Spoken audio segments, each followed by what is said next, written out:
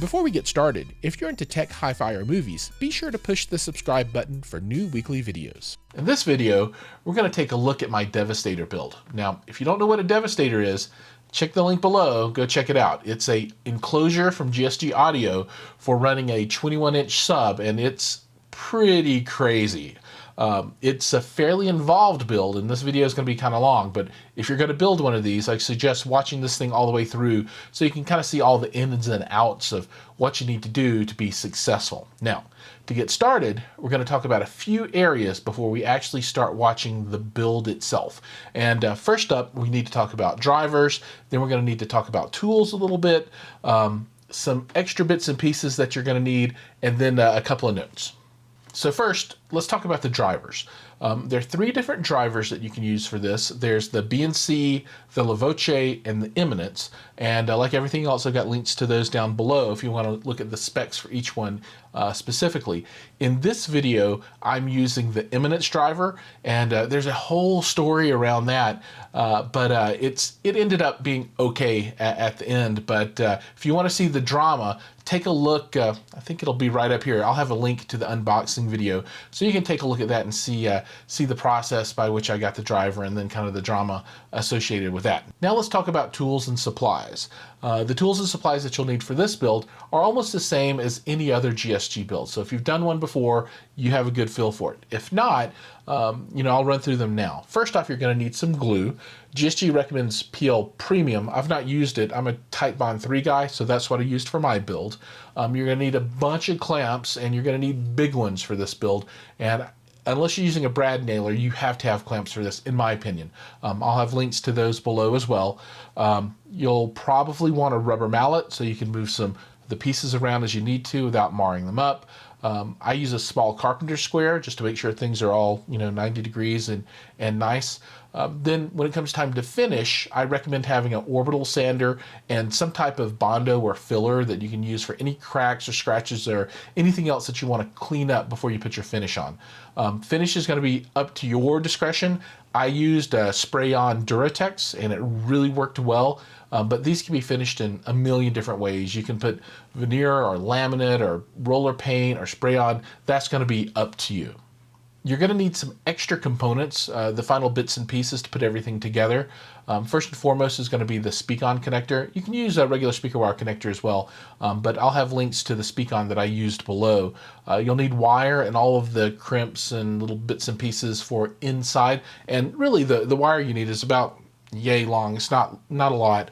I use 12 gauge. You can use 10. I think you can even use up to 16, but 12 has worked out really well for me, and I've not seen any problems with anyone using that before. Then you're going to also need some Spax screws and some gasket tape. I'll have links to all that stuff below as well, but that's going to be important at the very end to seal around the woofer and then seal the hatch door that goes on the back. And this build is a lot different than a mini Marty or a full Marty, because with those, the speaker kind of just goes in and you gasket around that. With this one, the speaker is actually inside of the box, so you need a speaker gasket in the front, and then when you put that panel on the back, it needs to be sealed up as well. And the last thing to note is that this is a heavy box. I strongly recommend that you tackle this with a buddy. Two people are going to make this thing a lot easier as you have to move these pieces around, flip them, and put them together. It's really heavy, and it makes it easier if you've got two people to help position things and then lock them into place with those clamps. Please hit that subscribe button and also click on the bell so that you'll be alerted for new videos as they're released. And if you like it, give me a thumbs up. If not, thumbs down's okay too. It's a small thing for you, but the number of subscribers I have is a big deal for the channel. So if you're not a subscriber, I would really appreciate that subscription. And with that, let's go ahead and get this thing started. So what we're looking at here is unpacking of the full kit. The take-home message is that there are lots of pieces. So this one is definitely more difficult than a full Marty build, but if you get a friend, you'll be able to handle it no problem.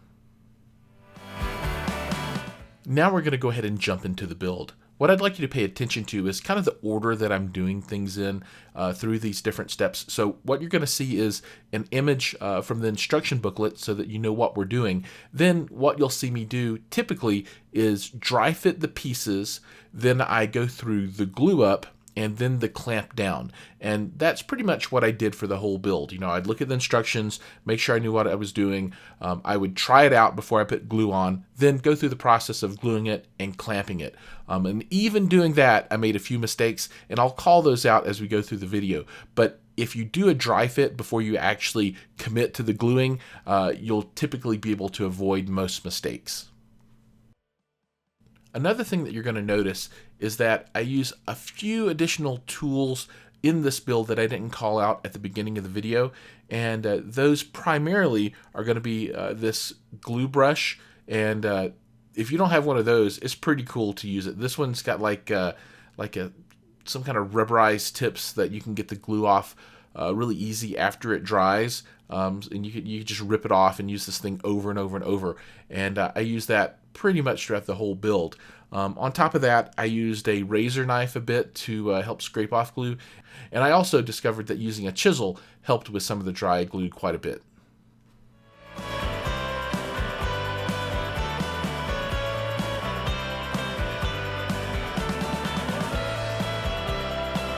One thing I worried about quite a bit throughout the build was trying not to mark up all of these pieces on the concrete. So that's why you see me putting towels down and putting this stuff up on tires. I also discovered that when clamping, it's really great to be able to get the clamps under the bottom of this thing. And if you have it sitting on the floor, it's almost impossible to do. So if you can find some way to get it off the ground, whether you're using a table or tires like I used, it'll be a big help. Now, this thing gets heavy, so if you're trying to lift it up to put it on a workbench, that could be a problem. So something a little bit lower might be better.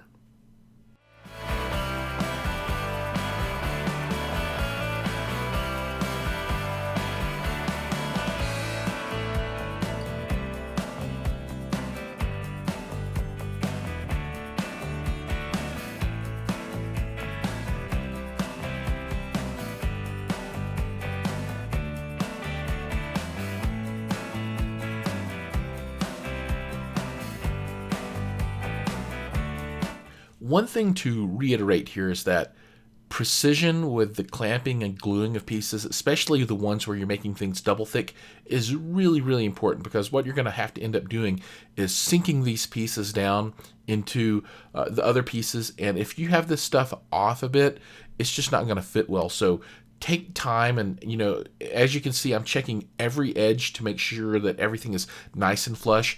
So check everything, check it twice before you clamp it down and let it dry. As you can see here, one of the things that you're going to have to do is clean off dried glue, and that's where the chisel and the razor knife really come in handy. If you have dried glue that's on the ends, it's going to make things poke out and not fit the way that it ought to.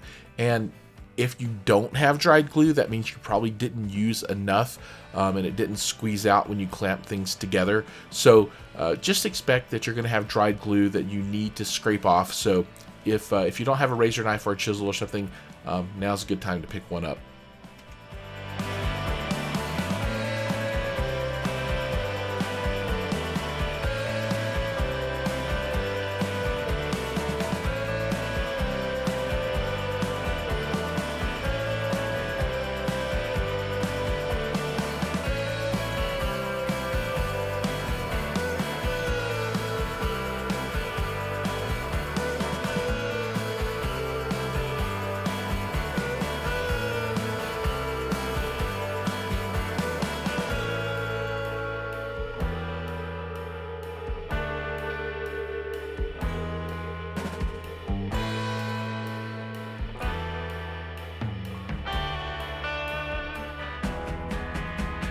Installing piece number 2 might be one where you want to take some extra steps that I did not.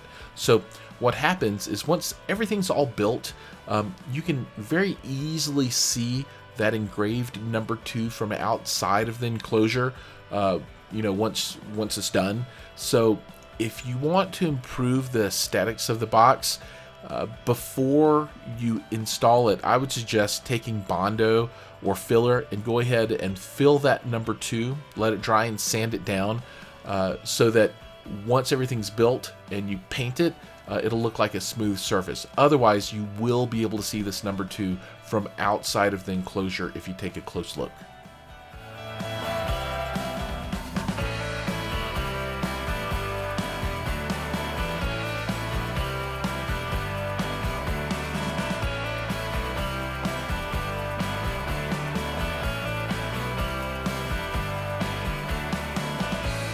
What we're building with these pieces is really the inside guts of the horn, or maybe the band pass enclosure, however you want to think of it. So this is actually the chamber that the subwoofer is going to play into, right? So if their subwoofer was mounted now, it would be on the bottom side of that circle, firing straight up, and it fires into the chamber that's going to be made with these 2 cross beams that we're installing, and there'll be a front piece that that creates the very front of the box. So this is part of the magic of the enclosure design.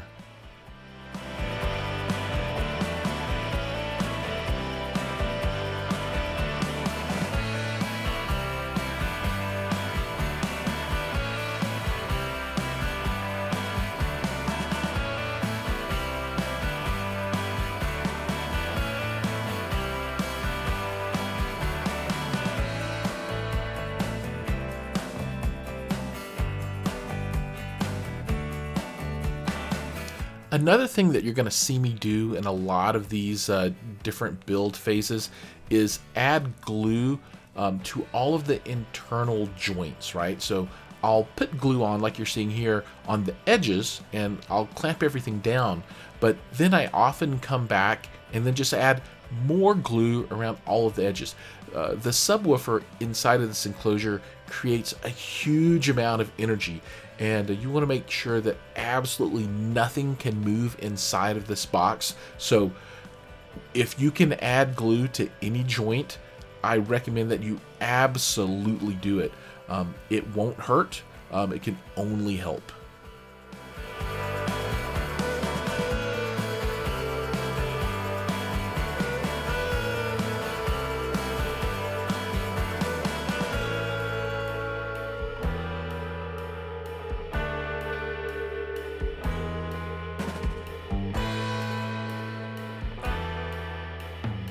Fitting this side piece was really difficult for me. You know, I have a lot of footage that I cut out where I was trying to figure out how to make this thing go on. You know, things are off by just like a 16th or 1/8 or something, just a very small amount. So it was kind of difficult to get on there. So, you know, I ended up using the mallet and some clamps and stuff to move stuff around so that it would actually pop on. So the tolerances get pretty close here, so try and dry fit everything so that you know when you have a piece that's sticking, so that you don't put glue on prematurely and get yourself into trouble. So just dry fit and give yourself time, and make sure you know how things are going to fit together before you commit to the glue.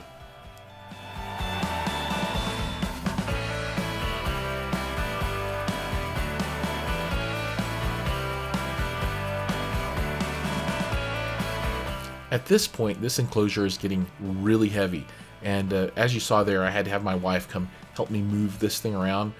So there's a lot of moving and things that aren't necessarily in frame where I have had help. So it looks like I might be doing most of this by myself, but that's not true at all. I've had tons of help moving this thing around.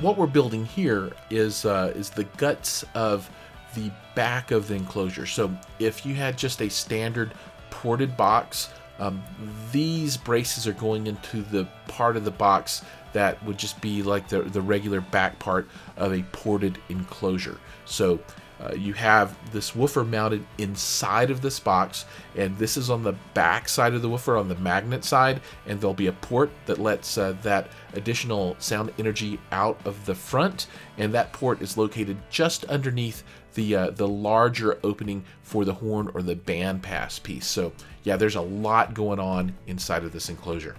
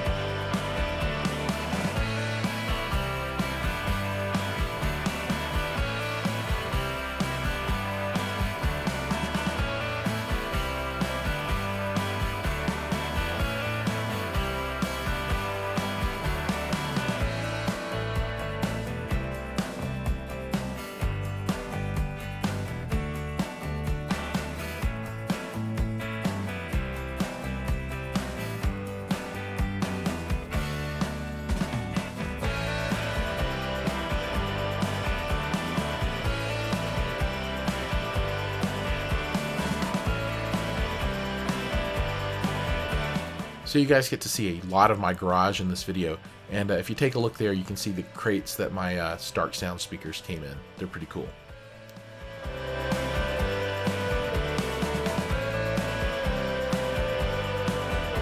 Fitting this piece is another example of where things didn't all line up just perfectly. So I actually had to use that clamp reversed to bow the sides out just a little bit so I could get this piece to fit in, and then I could hammer it down.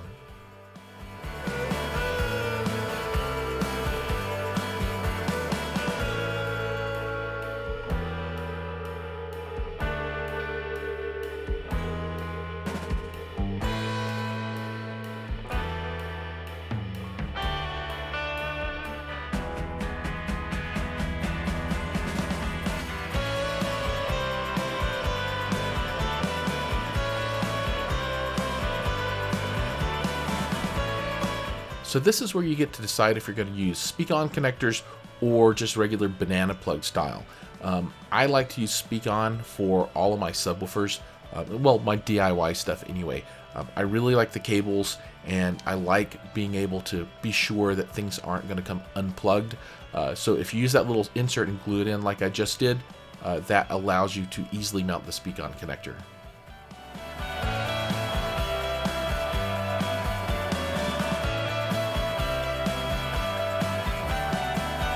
And this step is one where I really screwed up bad. So if you look at that piece, you can see that there's glue all over it already. That's because I glued it in upside down, right? So I put it in backwards. Luckily, I figured that out before things had dried, and I was able to hammer it out. And yeah, once you get this thing in there, and if you let it dry, it's in forever. So be careful on that step.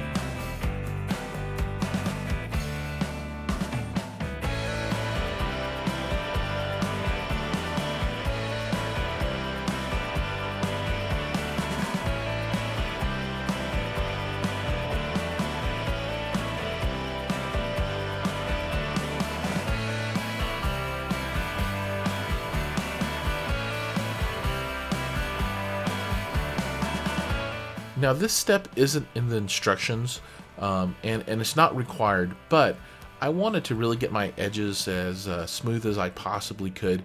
So I used filler pretty much all around the outside of this box, and then sanded it off so that everything was really super smooth. And it also kind of helps with paint absorption on those edges if you've got something covering them up. A really good alternative that I didn't use here is to do a glue and water mix on those cut edges of the MDF so that the MDF doesn't absorb so much paint, so it makes it easier to paint. So that's another thing you can do. Also, if you notice around that speak-on connector, it comes out of the box, so to speak, not quite flush. So I'm doing it right there. I sanded that whole thing down so the back panel is completely smooth.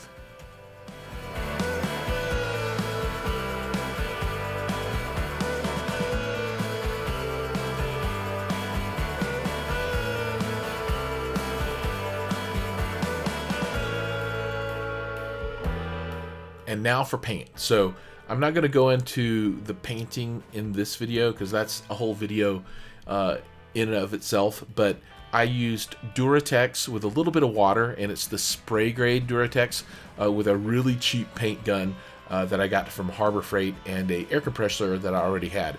And I am no master of painting by any stretch of the imagination, but I was able to get a pretty good finish, and this is way better than rolling on Duratex. And also getting inside of those ports is really tough, so you want to pay a lot of attention there.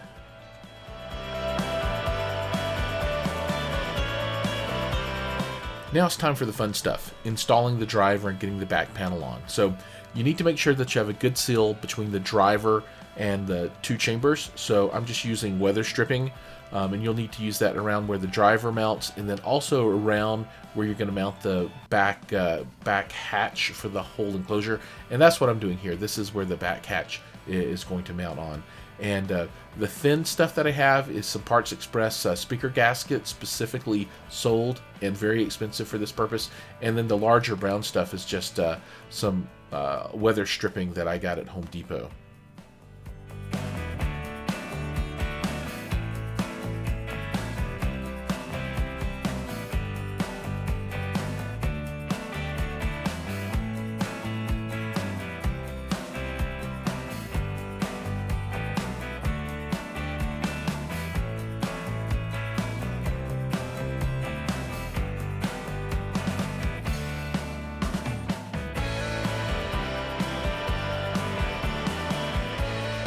One step that you don't want to skip is pre-drilling your holes. So make sure you follow the instruction manual on the drill bit size and the depth that you need to drill for this enclosure. It's super important. Otherwise, you're going to end up cracking this MDF and you'll be super sad. So don't skip the pre-drilling, and you need to pre-drill every hole on this back hatch, and then every hole that you're going to use to mount the speaker.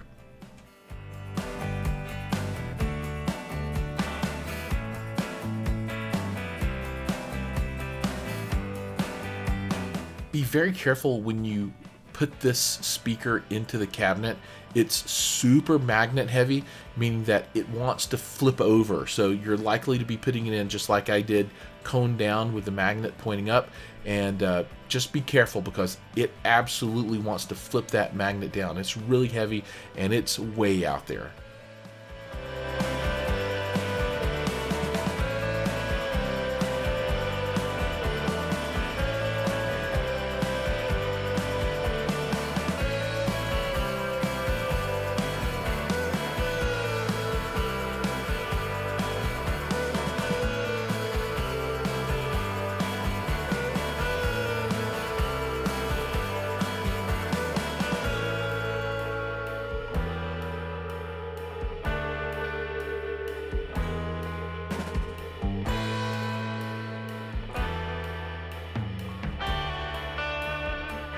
A common question people have is, what size speaker wire should I use inside of the box?